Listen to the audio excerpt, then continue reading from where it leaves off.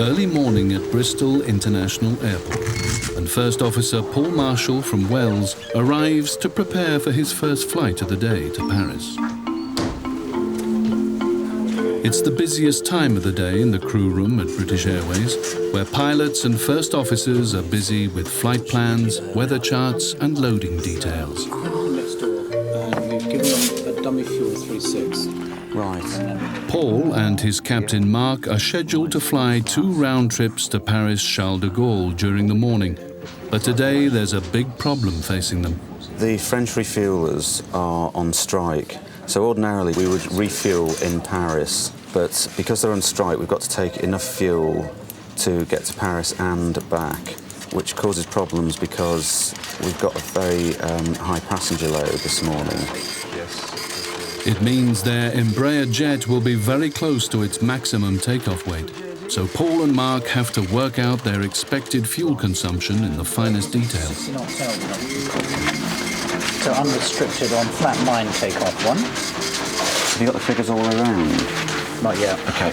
Oh, hang on, I have. There's another one there. I lie. Hang on. Out on the tarmac, the Embraer is being fueled for the trip. Working out how much will be used is not just about the time spent in the air. Enough has to be loaded to account for being held up over Paris waiting for a landing slot. We're going to go out to Bravo Golf. It's on stand 16. We have a slot this morning, which is... Of 43. In fact, today's margins are so close, they'll be just 33 kilos below that vital maximum permitted takeoff weight. And that after the crew have also taken into account the runway length, the current weather conditions, the wind speed and direction, and the air temperature. Before the passengers arrive, Paul and Mark are busy carrying out the first flight of the day checks. It means they cover every inch of the aircraft, both inside and out. While Paul checks the controls, Mark looks for any damage and possible leaks. If it's a cold morning, he'll also check for any icing which could affect their aircraft's takeoff capabilities.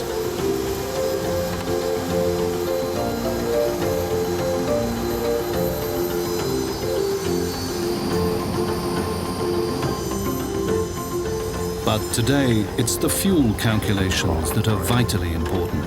Autopilot. More has to be added in case there's a diversion to another airport because of fog or any other problem at Charles de Gaulle. And on top of that, there's even a further contingency to cope with any other unforeseen circumstances.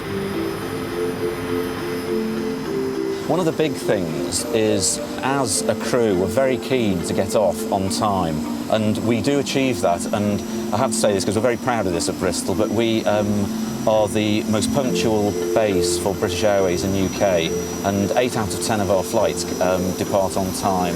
So that's quite a record, and so we're very keen to try and keep that going. We have quite a lot of pride in our base, so that's what we're after doing. And I think everybody's happy then. If we get away on time, we get to destination on time, then the passengers are happy, and we're happy because we go home on time as well at the end of the day, because ultimately it affects everybody. It's not just passengers, it's affecting its crew as well, and it has a knock-on effect because aircraft aren't just doing the Paris today. This aircraft will go on once we get back, hand over to another crew.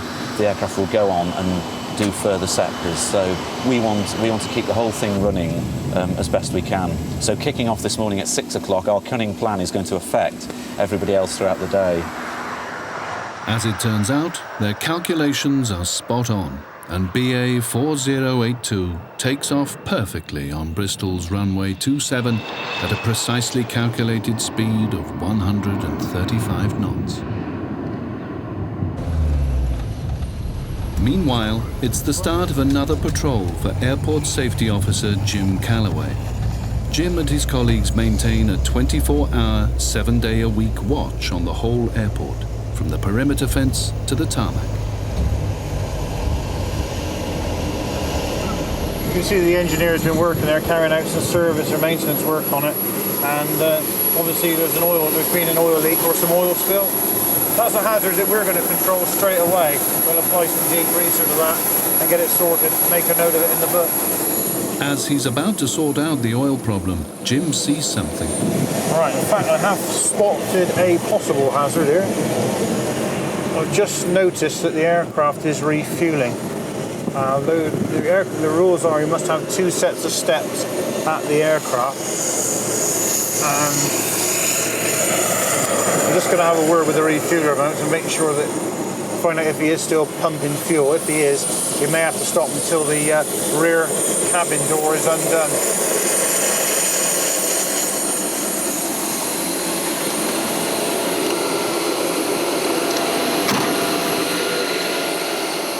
It's usually perfectly acceptable to board passengers or disembark passengers while refueling, or have passengers sat on board while refueling, providing that the 2 main passenger doors are open with steps up to them, and the remaining doors, the service doors, the chutes, are armed in a very unlikely event of any problems occurring. Watchroom, this is ASU over. ASU is on stand 2 of the EasyJet. Just to inform you, they're currently boarding passengers and refueling. Stop refueling, the rear cabin door was not open, the steps are at the aircraft. They're now boarding the aircraft and refueling the passengers boarding her. Watchroom, refueling is complete on the aircraft now, stand 2 her. That will be recorded on an airside hazard occurrence report form, which goes onto a database. The hazard will be raised. My manager will take it up with the handling agent, also the refuelers, and ultimately the airline to advise them of that. Although not a serious nature, but it's something that a code of practice should be adhered to. Back at the Britannia Airways stand, an engineer has arrived to check on the source of the oil leak which Jim spotted earlier. Its most likely cause is an overfilled oil sump, but it could be a broken or damaged seal, or worse. The aircraft won't be allowed to move until the cause has been thoroughly examined and the problem fixed. Jim, meanwhile, has the task of mopping up the oil before it can do any lasting damage.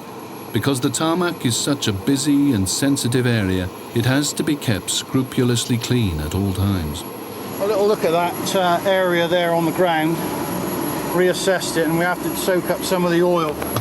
It's not environmentally sound to put down a biodegradable degreaser on it and just simply wash it away. So what I'm going to do is just absorb the bulk of the oil with these absorbent mats that we carry around, which will be put into controlled waste, and ultimately we will make a charge to the airline for the problem.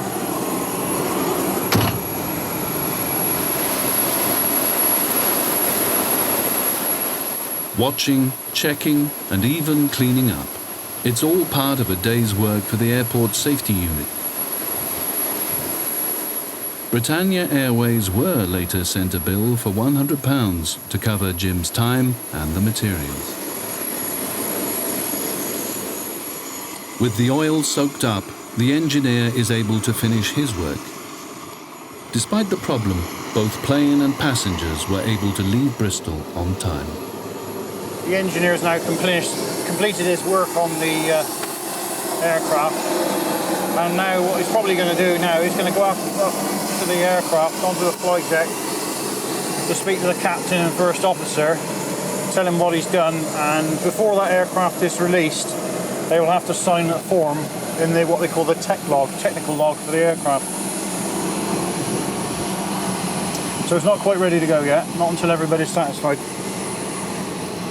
As the saying goes in our trade, there's no hard shoulder at 30,000 feet. It's quite true, that.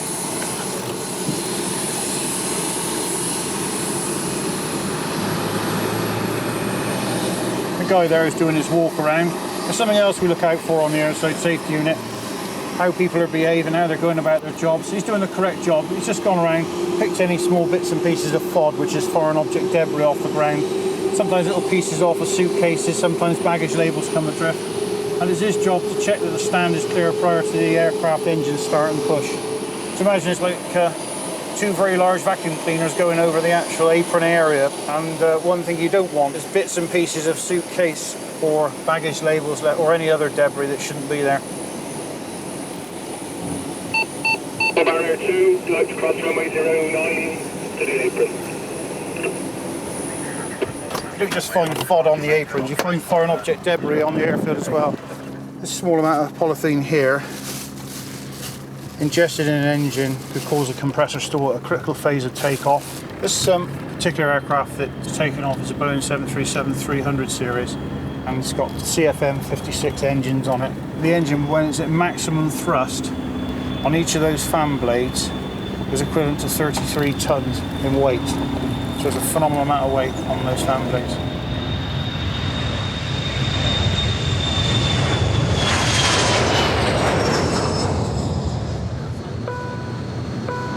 Ladies and gentlemen, each of those remain seated for a bit longer until the event seatbelt sign. BA Flight 4082 is on its way to Paris Charles de Gaulle Airport with First Officer Paul Marshall from Wells at the controls.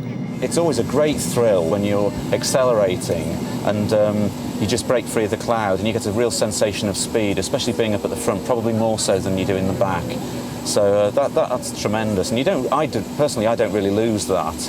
I really enjoyed my job, and I've always liked the idea of flying since I was very, very small, since my father took me to look at lightnings on the fence when I was stood around the perimeter fence at RAF Valley on a holiday, so in Anglesey. So it's really a dream come true for me to be able to actually do the job I've always wanted to do. Very, very lucky, very privileged to be able to do that. Becoming a pilot was a career change for him, since for 17 years he was an airport fireman. But flying was something that Paul always wanted to do, even from an early age. Would you like a sandwich? His quest to become a commercial pilot took 10 years, during which time, as well as working as a fireman, he took part-time jobs such as a car delivery driver and working as a home care assistant. It can be a very busy flight. It's a relatively short flight.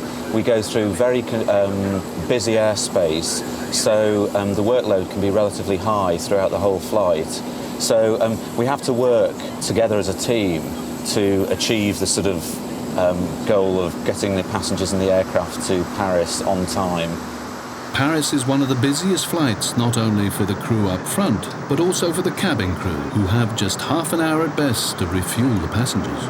Without doubt, there is, boys with toys and things. You're flying a very, very expensive, very complicated aeroplane, and it can move very, very quickly. For example, a couple of days ago, coming down from Scotland, we had a ground speed of 670 miles an hour.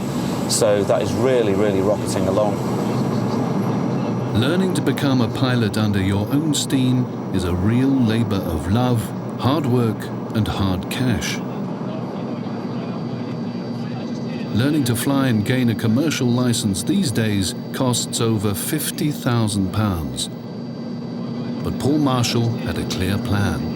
Life being very short, I sort of tried to set up my business plan with a view that I enjoyed it throughout, and it's been sort of my philosophy all along, in that had I not, for whatever reason, say for example I'd have failed my medical, because we have to have a very stringent medical test we have to have every 6 months, me being a little older, over 40, so I have to have one every 6 months. Say for example I didn't pass my medical, then I wanted to have enjoyed the whole process other than the exams.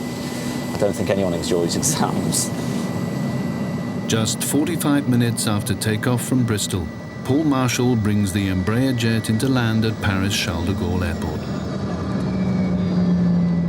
The crew's planning has worked perfectly, and there's enough fuel to guarantee their safe return to Bristol in about an hour's time. That leaves one more flight, another round trip to Paris, and another set of checks and calculations. Before we go any further, just has everyone logged on to CCB and read the up-to-date crew and safety notices? In the crew room at Britannia Airways, the cabin staff for Britannia's afternoon flight to Palma in Mallorca are being briefed by their cabin manager. It's going to be quick and very busy. Today, that briefing is also being watched and noted by Claire White, the company's cabin services manager. At least twice a month, Claire, who also looks after cabin services at Cardiff, joins a flight to check on the cabin crews and the service they offer. What were you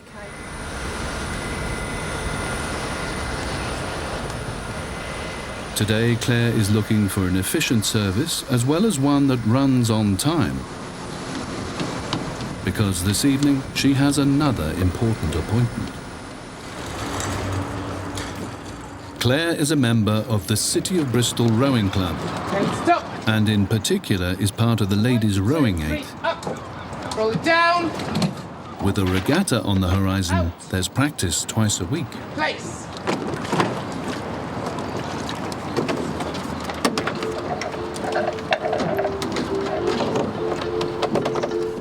We row Monday and Wednesday evenings and then Saturday mornings. And we're training a little bit harder at the moment because we're doing regattas every other weekend. So it's just nice. Lovely to come out on the water, especially when the weather's like this.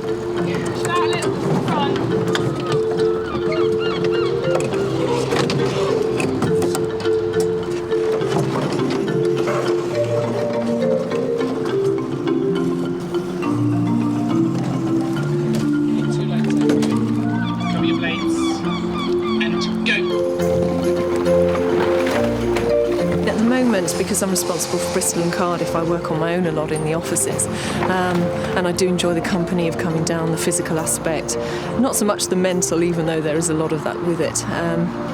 It's just a great sport. It's really nice, quite exhilarating, I find. And then every other weekend throughout the summer we have the regattas, which are great fun, lots of partying, working hard, playing hard, and that's just lovely. Well, it's a sport you have to commit to because it's a team player sport. If you don't want to work in a team, then you do aerobics or running or something like that. But when you're racing, you have to give it your all because it's not fair on the other crew members, really. And although we're novice and, we're hardly Olympic standard, it's only fair you will put your all in. I mean, the days I work in Cardiff, I have to be up at 6 to get there for 8 to come leave the office at 4:30 to make sure I'm here for 6 o'clock. So that's what it takes.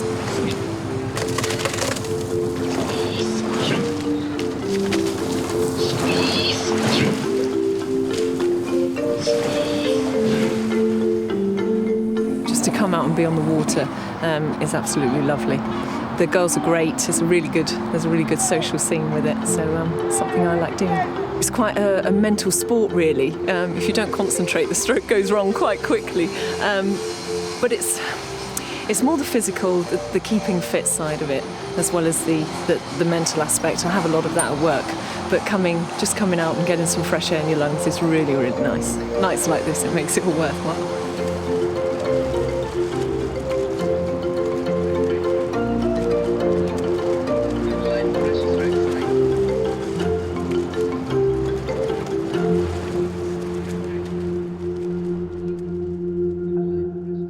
Back in 1927 is when flying began in Bristol, at the Bristol and Wessex Aeroplane Club. Back then it cost just £3 and 3 shillings to be a pilot member, and just 10 and 6 if you weren't flying. It really was the original case of those magnificent men in their string, wood and fabric flying machines. It was a sport that had glamour and danger in equal proportions, and one thing that hasn't changed is the thrill of learning to fly, even if today that might equally be in a helicopter rather than a biplane. Today's pupil for Bristol and Wessex instructor Brian Rousell is Somerset and England cricketer Andy Caddick. Well, being brought up in New Zealand, helicopters are everywhere in New Zealand. They're a good means of transport, especially into the remote areas down south. So, as a youngster, we used to do a lot of skiing and a bit of heli skiing. So, being involved in helicopters, and I just love them. I just love the thought of flying. At the start, it's quite daunting. I think, and Brian's one of these instructors. He'll let you make mistakes quite easily, and he'll let you rectify them as quick as you can. But he's all hands-on. He's all interested in making sure that you do come out a good pilot, a good student at the end of it. So, which is important, as you imagine. But it is daunting to start with. There are 3 flight controls, and they're very difficult to get hold of. But once you get hold of them, then it is enjoyable.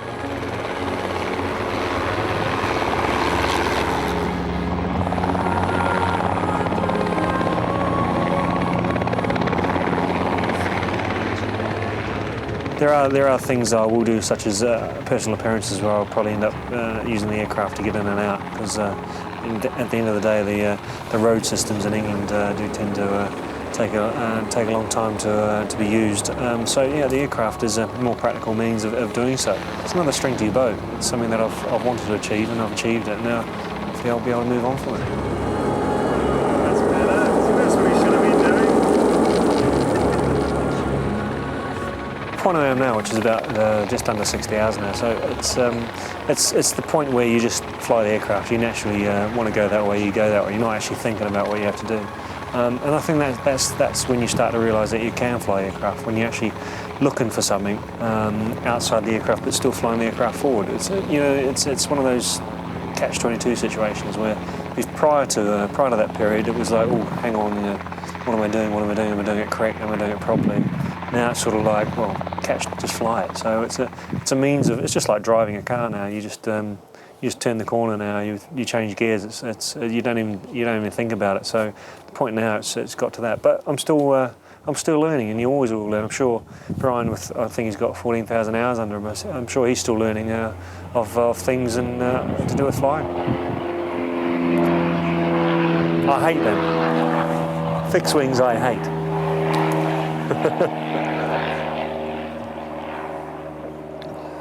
Next week at Bristol Airport, Jim's night patrol, rounding up hares. Here we are, straight ahead.